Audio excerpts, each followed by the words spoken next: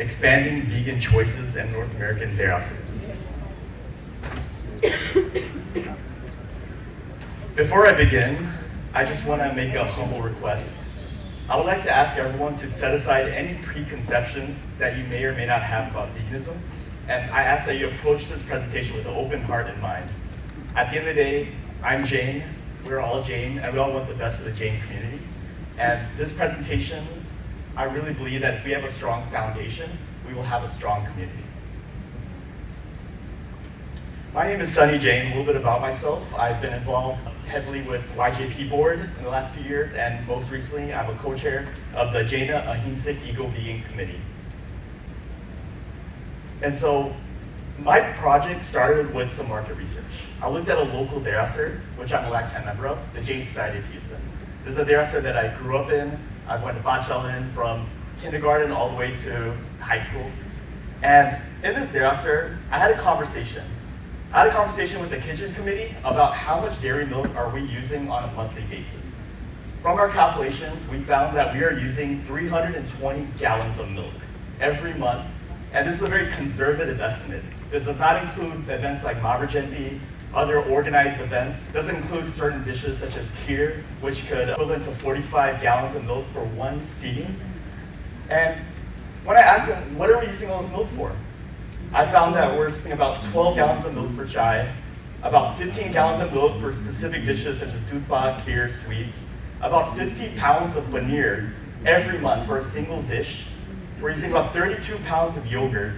We're using 10 pounds of ghee for food items, and then another 10 pounds of ghee for diyas, just to keep it lit from morning to sundown on Saturdays and Sundays, as well as other cheese. Once again, this is a very conservative estimate, and we made sure that this is definitely on the lower end. So if we expand this outward and use the Jain Society of Houston as a test case, right? There's a lot of Derasars that are smaller. There's a lot of Derasars that are much, much bigger as well. And if you average this across 70 Derasars in North America, you suddenly start to think about how much dairy milk is really being used. This is almost a pandemic. And the number I'm going to share with y'all is it's astounding, it's staggering. We are using about 22,000 gallons of milk every single month. This is just within Derasars alone. Once again, this is a very conservative estimate. But what is in a gallon of milk? It's just food, right? This is something that we're used to, we see it on our daily basis. And before I say anything, I want to say there's no shocking imagery or anything. And once again, all I'm sharing is what is available information. There's obviously a lot of suffering that is associated with dairy milk. However, there's 4 key cruelties I just want to point out in a very data-driven, fact-based case. The first one is we know that cows have a very severely shortened lifespan in the dairy industry, and their life is cut by about 73%. A cow that can live for about 20 years average life is being slaughtered within 3 to 4 years. And this also doesn't include male calves, which are killed a few days from birth, because male calves do not produce milk, therefore they do not have a purpose in this industry. We're also aware that almost 100% of cows in North America are artificially inseminated, which means they are artificially reproduced. And this is inconsistent with brahmacharya when we talk about Jain principles and the way it's being done. We also know that about 78% of dairy calves are separated from their mothers within 24 hours of birth. In fact, 28% is immediately, and about 40% within 12 hours. And as we know, anyone that has lived around cows, we know that it causes huge emotional distress. And then finally, we know that it's not a natural process. There's machines, there's hormonal injections that artificially increase the yield of milk. And then let's think about the health of our Jain community. We find that dairy is the top source of saturated fat in the Indian diet. So when we talk about diabetes, heart attacks, and there's so many other presentations that have already covered this. There's a lot of health problems that are associated. There's also increased risk for breast cancer as well as prostate cancer associated with dairy consumption. Sources listed on the bottom left, including the PCRN. And then we found that the adoption of a plant-based diet can actually reduce diabetes by 18%. How do we change what is happening, right? Obviously, it requires the help of everyone in our community. our project proposal is that we find a few pilot Derasars. Any Derasar leader that is a president, that has a leadership position, that wants to be a part of our program, we will not cap it. Okay? If it's 1 Derasar, 2 Derasars, 10 Derasars, we will figure out how we can help you figure out how to make this transition. And our ideal Derasar, for example, would be the Jain Society of Southern California, which has done this in 2018 and is still vegan today. And we want more of those.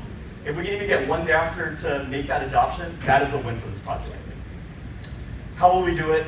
We will implement a mix of top-down and bottom approach change methods. Top-down would be working with Derasar leadership and kitchen committees to incorporate vegan choices in their Derasar menus. We'll also work on the development of educational resources which we can distribute to Jains and our Jain community. We'll also have workshops, local events, Jain vegan meetups, and then finally we'll establish a Ahimsak Eco-Vegan Fund to help support and promote these choices. For example, if a youth group, YJA chapter, any group wants to have a vegan event, this fund will help in supporting that. Our timeline would essentially be developing the program governance, building our project team, and then finding Derasar partnerships, and then starting to have events. Our goal being to reach at least 80% menu offering by the end of the first year for the select Derasars that partner with us. Finally, how can LRP help? We just ask for your support. We ask for your support through communication, through local engagement with Derasar leadership, as well as for the planning of the next JAINA convention, as well as the YJ convention. We just ask that the conversations are open up and allow us to at least have that dialogue. Finally, in terms of budget, I just want to make one last comment that any dollar that's donated to this initiative will be treated as money given directly to JAINA. We will take it very seriously, and all of this money will be used for pushing the message of Ahimsa in the Jain community. Thank you so much. We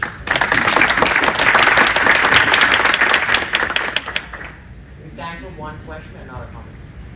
Can we take one question? Yeah, absolutely. Yeah, go ahead. Why do you think, like 2018, we hear about the California Jain Society that was able to achieve this? Since then, everyone talks about it and no one has been able to achieve it. Do you know what the challenges are of being able to implement this in Jain Society? I think I can share my opinion, and I know those that are local to the community can share additional information. But when we talk about change, I look at change from 2 aspects. There's the top-down approach, and then there's the grassroots, bottom-up approach. And I think for any systematic change, it requires a combination of the both. It requires leadership to actively engage and push these ideas that will evolve the Jain community, which the Jain Center of Southern California is a great example of, right? This is, I believe, using financial incentives to say, hey, this is educational material. These are ways we can push so that there is even exposure to the Jain community. And then on the other hand, there's the bottom-up approach. We need to get the general public also involved in this. And so to do that, we have to provide educational material. And our proposal is developing content for the Jain community by the Jain community. And with that, we can use Jainism, which fundamentally preaches the same ideas of Ahimsa, and use it to apply it in a modern application.